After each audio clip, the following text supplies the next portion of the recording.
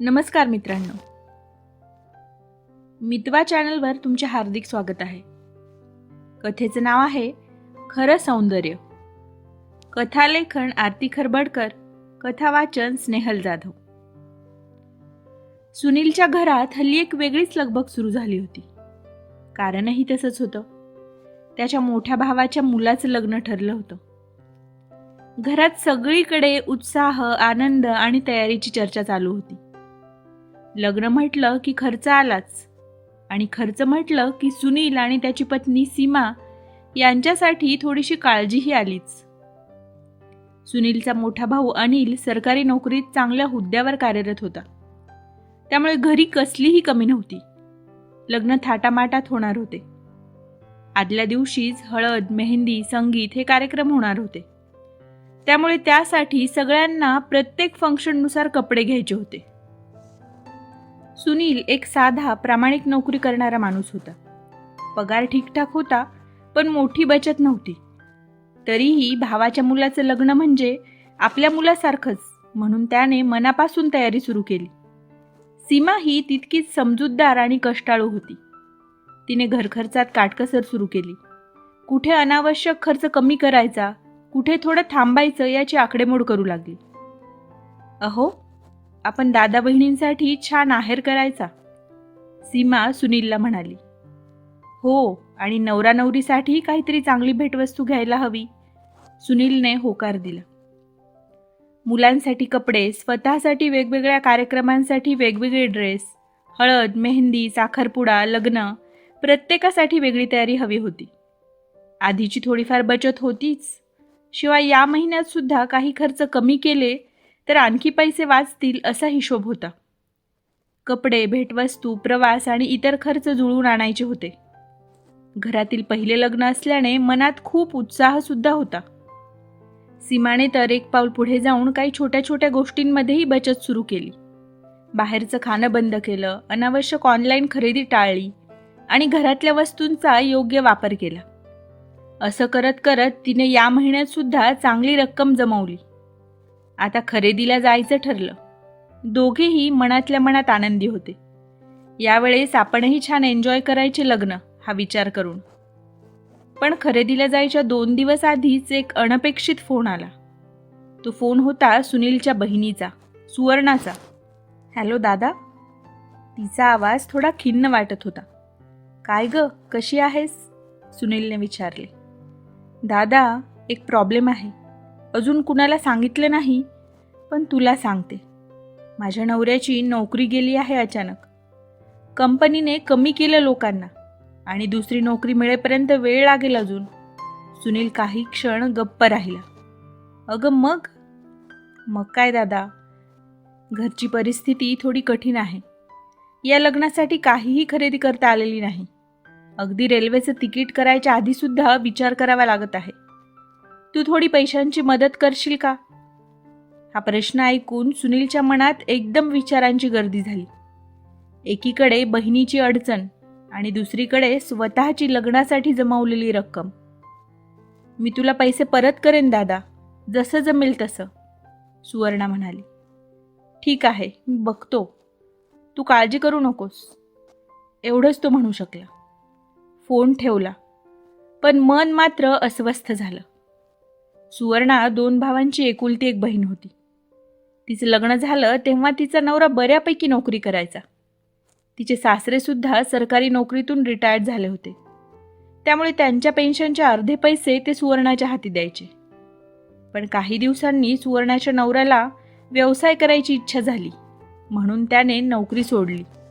शेवटी व्यवसाय करणे त्याला जमले नाही, म्हणून पुन्हा नोकरी शोधली त्याने. पण आता नोकरीत त्याचे मन रमायचे नाही.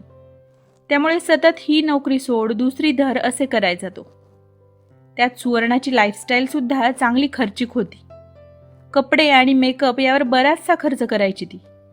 शिवाय मुलांनाही सगळ्या गोष्टी ब्रँडेड लागायच्या. त्यामुळे अधूनमधून पैशांची अडचण निर्माण व्हायचीच. यावेळी सुद्धा असेच झाले होते. काय करावे याचा विचार करत सुनील थेट सीमाकडे गेला. सीमा, सुवर्णाचा फोन होता, हे म्हणत त्याने सगळी परिस्थिती सांगितली. सीमा काही क्षण शांत राहिली. मग हळूच म्हणाली, आपण सुवर्णाताईंना मदत करायला हवी. पण पैसे कुठून आणू? सुनीलने विचारले. आपल्याकडे जे आहेत ते सगळे आपल्यालाच लागतील. सीमाने थोडा विचार केला आणि मग म्हणाली, आपण आपल्या कपड्यांसाठी ठेवलेले पैसे तिला देऊया. काय? सुनील आश्चर्याने म्हणाला. हो, मी माझी एखादी जुनी पण चांगली साडी घालेन हळद आणि मेहंदीला. फक्त लग्नासाठी एक नवीन साडी घेईन. मुलांनाही फक्त लग्नासाठी नवीन कपडे घेऊ. बाकी कार्यक्रमासाठी मागच्या दिवाळीचे कपडे आहेतच. सुनील काही क्षण तिच्याकडे बघत राहिला. पण तुला वाईट वाटणार नाही? तू पण नवीन कपड्यांच्या खरेदीसाठी किती उत्साहात होतीस? त्याने विचारले. कशाचं वाईट? आपल्या माणसांसाठी करतोय आपण. आणि खरं सांगू, कपड्यांनी माणूस मोठा होत नाही, मनाने मोठं असणं महत्त्वाचं. सुनीलच्या डोळ्यात सीमाबद्दल अभिमान दिसत होता. खरंच तू खूप मोठ्या मनाची आहेस सीमा. मी खूप नशीबवान आहे, तो म्हणाला. त्यांनी ठरवलं. कपड्यांसाठी ठेवलेली रक्कम सुवर्णाला दिली. सुवर्णा खूप खुश झाली. दादा, खूप खूप धन्यवाद. तू खूप मदत केलीस, सुवर्णा म्हणाली. त्या पैशाने सुवर्णाने भरपूर खरेदी केली. नवीन साड्या, ज्वेलरी, मुलांचे कपडे, सगळं अगदी देखणं. लग्नाचा दिवस जवळ आला. आज मेहंदीचा कार्यक्रम होता. सगळे नातेवाईक एकत्र जमले. हसणं, गप्पा, फोटो, सगळीकडे आनंदाचं वातावरण होतं. सीमा तिच्या साध्या पण नीटनेटक्या साडीत आली होती. ती दिसायला खूप छान होती, पण तिचे कपडे मात्र कार्यक्रमाच्या मानाने जरा साधे दिसत होते. पण मुळातच दिसायला सुंदर असलेली सीमा आज अगदीच उठून दिसत होती. दुसरीकडे सुवर्णा मात्र अगदी झगमगत्या साडीत भारी दागिन्यात मिरवत होती. ती सीमाजवळ आली आणि म्हणाली, अगं बहिणी, हे काय ग? अजूनही जुनीच साडी. लग्न आहे की साधा कार्यक्रम? आजूबाजूला असलेल्या बायका सुद्धा आता सीमाच्या साडीकडे पाहू लागल्या. सुवर्णाचे बोलणे ऐकून सीमाला उघडल्यासारखे झाले. तरीही ती काही बोलली नाही. सुवर्णा पुन्हा म्हणाली, प्रत्येक ठिकाणी काय कंजूसपणा करतेस ग?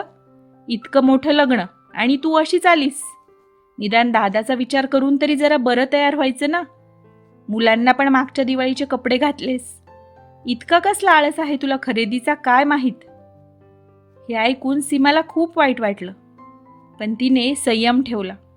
ती फक्त म्हणाली, ठीक आहे ना ताई, ही साडी मी आधी फक्त एकदा घातली आहे आणि मला खूप आवडते ही साडी. पण सुवर्णा थांबली नाही. ती सतत टोमणे मारत होती. लोक काय म्हणतील?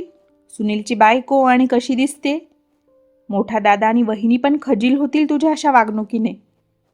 आता मात्र सुवर्णाशी काय बोलावं हे सीमाला कळत नव्हते. पण सुनील मात्र हे सगळं दुरून ऐकत होता. सुवर्णाचे बोलणे ऐकून त्याचा राग वाढत होता. शेवटी न राहून तो पुढे आला. बस झालं सुवर्णा, ती काही म्हणत नाही म्हणून तू एवढं बोलायचं का? तो म्हणाला. मी फक्त वहिनीला समजावून सांगत होते दादा, सुवर्णा गोष्ट सावरत म्हणाली. तू काय बोलते आहेस याचा विचार तरी केलास का? सुनील म्हणाला. सुवर्णा थोडी दचकली. तू आज एवढी तयार होऊन वावरत आहेस, ही जी साडी तू घातली आहेस, हे जे दागिने, हे सगळं कशामुळे आहे माहीत आहे का तुला? सुनील म्हणाला. ती गोंधळली. दादा काय बोलत आहे ते तिला अजूनही कळलं नव्हतं. हे सगळं त्या पैशामुळे आहे जे सीमाने घरखर्चातून काटकसर करून जमवले होते आमच्या कपड्यांसाठी. तुला पैशाची अडचण होती म्हणून सीमाने मोठ्या मनाने तुला देण्यासाठी दिले, सुनील म्हणाला. हे ऐकून सुवर्णाच्या चेहऱ्यावरचं हसू गायब झालं. सीमाने स्वतःसाठी काही घेतले नाही, फक्त तुझी मदत व्हावी म्हणून, आणि तू तिची थट्टा करतेस. आता सगळ्यांच्या नजरा सुवर्णाकडे होत्या. तिच्या डोळ्यात पाणी आलं. मला माहीत नव्हतं, ती खाली मान घालून हळूच म्हणाली. माहीत असायला हवं होतं, किमान इतकं तरी की माणसांची किंमत कपड्यांनी होत नाही. सुवर्णा आपल्या वागण्यावर खूप खजील झाली. ती सीमाजवळ आली. सीमा वहिनी, मला माफ कर, मी खूप चुकीचं वागले. तू इतकं मोठं मन दाखवलंस आणि मी तुझी थट्टा केली. माफ कर मला, सुवर्णा रडकुंडीला येत म्हणाली. सीमा तिच्याकडे बघत होती. ठीक आहे, तुमच्याकडून चूक झाली, पण वेळेवर ती चूक लक्षात येऊन तुम्ही दुरुस्तसुद्धा केली, हे महत्त्वाचं आहे.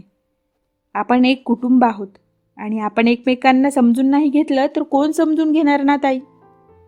खरंय वहिनी तुझं, म्हणत सुवर्णाने होकारार्थी मान हलवली. सीमाने तिचा हात धरला.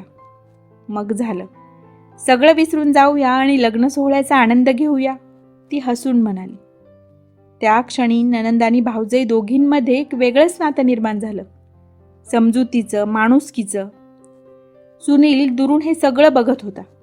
त्याच्या मनात एकच विचार होता, खरं सौंदर्य कपड्यात नसतं, ते मनात असतं. व्हिडिओ आवडला असेल तर लाईक, शेअर, कमेंट नक्की करा आणि अशाच नवनवीन कथा ऐकण्यासाठी आमच्या मितवा चॅनलला सबस्क्राईब करायला विसरू नका. धन्यवाद.